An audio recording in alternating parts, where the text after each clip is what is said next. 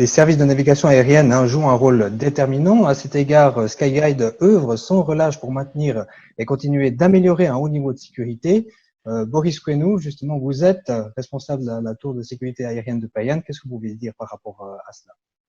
Absolument. Donc, pour donner quelques éléments par rapport à Skyguide, donc c'est une société qui s'occupe du contrôle aérien en Suisse, donc la navigation aérienne. Et puis, c'est une société qui finalement est bientôt centenaire, bien qu'elle ait changé de nom.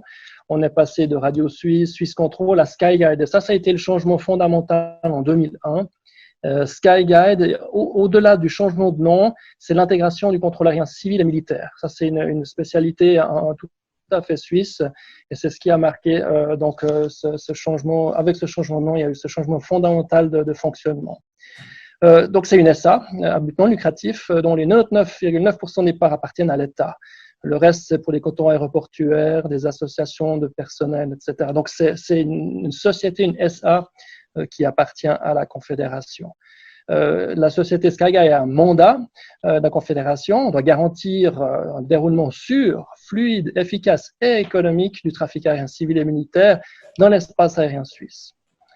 Donc, le devoir des contrôleurs, finalement, le premier devoir, c'est d'empêcher les collisions, autant au sol que dans les airs. Mais il faut aussi le faire, ce contrôle aérien, de manière fluide, efficace. Il faut aussi assurer un service d'alerte. Donc, ça, ce sont les éléments principaux du contrôle aérien. Après, au niveau du financement, comment est-ce que Skyguide fonctionne, Donc, on fonctionne sur le principe que les compagnies aériennes vont nous payer pour le service rendu. Et donc, à hauteur de 50%, c'est le trafic aérien qui est en route. C'est tout ce qui transite à travers la Suisse. On a à peu près 22% de redevances d'approche. On a 8% qui est donné par le côté militaire, pour le contrôle aérien qu'on fait pour le militaire. Et ensuite, 15% qui représentent des rétributions fédérales et encore quelques autres sources de revenus. Et voilà, donc la majorité des revenus de Skyguide, finalement, c'est les compagnies aériennes qui utilisent l'espace aérien suisse, qui transitent, et puis pour ce service rendu, ils nous payent. Donc l'espace aérien que Skyguide contrôle s'étend un peu au-delà des frontières suisses. On contrôle une partie de la France, ça c'est pour le civil, de l'Allemagne, c'est pour des raisons opérationnelles. Genève et Zurich sont relativement proches des frontières. Et si on imagine la Suisse et ses frontières, en cours de journée, une bonne partie de l'espace aérien suisse est utilisée par les forces aériennes pour faire des exercices. Ce qui veut dire que pendant la journée, il faut imaginer un couloir entre le Tessin et Zurich et un autre, entre Genève et Zurich, qui est utilisable par les civils, et le reste est utilisé pour faire des exercices militaires par les forces aériennes. Une fois que les forces aériennes ont terminé leurs exercices, eh bien, ces espaces-là sont redonnés du côté civil. Donc, il y a une flexibilité de l'usage de l'espace aérien. En termes de statistiques, on a environ, alors ça a augmenté légèrement ces dernières années. Aujourd'hui, on arrive à peu près à 1,3 million de mouvements civils par année. Donc, les mouvements, c'est décollage, atterrissage et transit.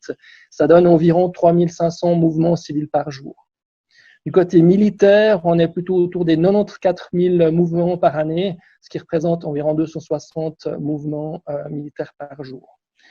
Donc, ce que je voudrais encore peut-être distinguer ici, c'est ce dont on parle beaucoup, c'est la police aérienne. Donc, la mission de sauvegarder la souveraineté de notre espace aérien. Il faut distinguer deux types de missions. Il y a les live missions, qui sont des missions d'identification. Donc, on va contrôler des avions qui survolent notre territoire, qui ont obtenu une autorisation diplomatique. Donc, c'est des avions d'État, c'est des avions d'armée étrangère.